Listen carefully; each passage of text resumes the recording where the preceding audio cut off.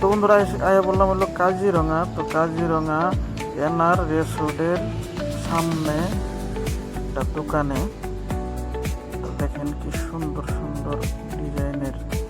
তো কাজিরঙা যা যা আছে সব এনে আছে, সব মানে কাঠের কিবা কিবির এখানে তৈরি করে রেখে দিছে। সুন্দর দোকানটা।